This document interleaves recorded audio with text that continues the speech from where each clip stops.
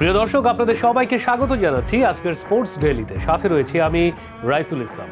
জাতীয় গণমাধ্যমের খেলার শিরোনাম নিয়ে সাজানো আমাদের স্পোর্টস ডেইলি, চলুন শুরু করা যায়। লা লিগার শুরুটা ভালো হলো না এমবাপ্পে। তারকায় ঠাসা এক দল রিয়াল মাদ্রিদে যুক্ত হয়েছেন এমবাপ্পে, কিন্তু লা লিগার শুরুতেই পুচকে মায়োরকার কাছে ড্র করেছে রিয়াল মাদ্রিদ। তারকায় ঠাসা এক দল Real Madrid, Rodrygo, Vinicius Junior, Jude Bellingham, Aurelien Tchouameni, Eduardo Camavinga, Fede, কে নেই সেই দলে? সেই দলেই যুক্ত হয়েছেন কিলিয়ান এমবাপ্পে। কিন্তু এমন দল নিয়েও লা লিগার শুরুতেই হোঁচট খেয়েছে লস ব্লাঙ্কোরা। শক্তির বিচারে যোজন যোজন দূর পিছিয়ে থাকা মায়ার্কোর সঙ্গে 1-1 গোলে ড্র করেছে রিয়াল মাদ্রিদ। ম্যানচেস্টার সিটির হয়ে আকাশে উড়ছে আর্লিং হল্যান্ড, যেন তার নিচে নামার কোনো ইচ্ছেই নেই। আর তার প্রশংসা করতে গিয়ে কোচ গার্দিওলা টেনে এনেছেন মেসি আর রোনালদোকে। এলাম, দেখলাম এবং গোল করলাম। ফুটবলের সঙ্গে আর্লিং হল্যান্ডের সখ্যতা যেন এমনই। এবার ম্যানচেস্টার সিটির হয়ে মৌসুমের প্রথম ম্যাচেই গোলের খাতা খুলেছেন হল্যান্ড। সিটির হয়ে এটি ছিল তার 100তম ম্যাচ, আর 100তম ম্যাচে তার গোলের সংখ্যা 91টি। গোলের এই পরিসংখ্যান রীতিমতো অবিশ্বাস্য। এমন পারফরমেন্সের পর ম্যাচ শেষে কোচ পেপ গার্দিওলা দারুণ প্রশংসায় ভাসিয়েছে হল্যান্ডকে।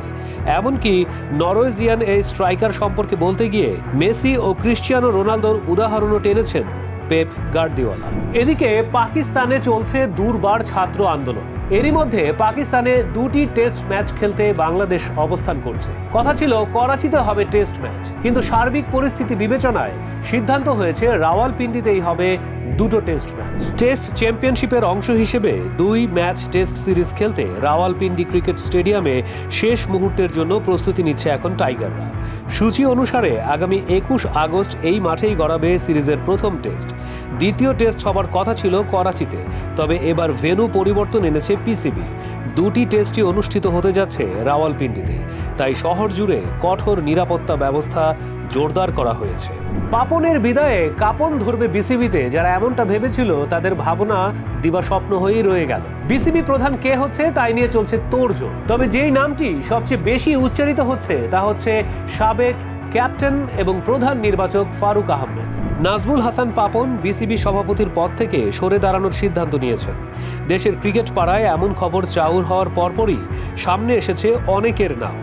কে হচ্ছেন বিসিবি প্রধান? এই তালিকায় এসেছে অনেকেরই নাম। অন্যদিকে বর্তমানে যারা বোর্ড পরিচালক হিসেবে রয়েছেন তাদের মধ্যেও চলছে মিশ্র প্রতিক্রিয়া।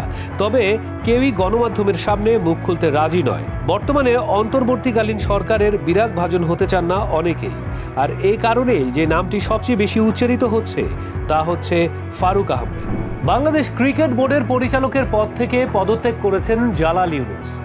জালাল ইউনুসকে বলা হতো পাপনের ছায়া। পাপনের ছায়া দলেই জালাল ইউনুস এতদিন বিসিবিতে রাজত্ব করেছেন। তবে পাপনের বিদায়ের খবর চাউর হওয়ার সঙ্গে সঙ্গেই আজ খানিকক্ষণ আগে তিনি বিসিবির পরিচালকের পদ থেকে পদত্যাগ করেছেন। বাংলাদেশ ক্রিকেট বোর্ড বিসিবির পরিচালকের পদ থেকে পদত্যাগ করলেন জালাল ইউনুস। নাজমুল হাসানের ক্রিকেট বোর্ডে তিনি ক্রিকেট পরিচালনার প্রধানের দায়িত্বে ছিলেন। জালাল তার পদত্যাগপত্র জাতীয় ক্রীড়া পরিষদ এনএসসিতে পাঠিয়েছেন। এছাড়া আরেক পরিচালক আহমেদ সাজ্জাদুল আলমকেও পদত্যাগ করতে বলা হয়েছে এনএসসি থেকে। তারা দুজনেই বিসিবিতে এনএসসি মনোনীত পরিচালক ছিলেন। ওমেন্স টি-20 বিশ্বকাপ নিয়ে দোলাচলে রয়েছে বাংলাদেশ সহ আইসিসি। দেশের পরিবর্তিত পরিস্থিতিতে বাংলাদেশে ওমেন্স টি-20 বিশ্বকাপ আয়োজন হচ্ছে কিনা এটি নিয়ে রয়েছে শঙ্কা। তবে বাংলাদেশের অন্তর্বর্তীকালীন সরকারের যুব ও ক্রীড়া উপদেষ্টা আসিফ মাহমুদ বলেছেন, ওমেন্স টি-20 বিশ্বকাপের আয়োজনটা হবে মাইল ফলক। পূর্ব নির্ধারিত সূচি অনুসারে আগামী 3 অক্টোবর মাঠে গড়ানোর কথা রয়েছে নবম নারী টি-20 বিশ্বকাপ। সেই অনুসারে সব প্রস্তুতি নিচ্ছিল বিসিবি। তবে হঠাৎ উত্তপ্ত হয়ে গেল গোটা দেশ। গেল জুন মাস থেকে শুরু হওয়া ছাত্রদের বৈষম্য বিরোধী আন্দোলনকে কেন্দ্র করে দেশে শুরু হয় অস্থিরতা। সময়ের সঙ্গে সঙ্গে তা আরও বাড়তে থাকে। এক পর্যায়ে গেল 5 আগস্ট তৎকালীন প্রধানমন্ত্রী শেখ হাসিনা পদত্যাগ করে পালিয়েছেন দেশ ছেড়ে। পুরো ঘটনাটি পর্যবেক্ষণ করছে আইসিসি। তাতে করে শঙ্কা দাঁড়িয়েছে বাংলাদেশে বিশ্বকাপ গড়ানো নিয়ে। তবে বাংলাদেশের অন্তর্বর্তীকালীন সরকারের যুব ও ক্রীড়া মন্ত্রণালয়ের উপদেষ্টা আসিফ মাহমুদ সজীব ভূঁইয়া ফের ইঙ্গিত দিয়েছেন বিশ্বকাপ আয়োজনের। প্রিয় দর্শক, এই ছিল আজকের স্পোর্টস ডেইলি। আগামীকাল আবারও দেখা হবে। ততক্ষণ পর্যন্ত সবাই ভালো থাকুন। আল্লাহ হাফিজ।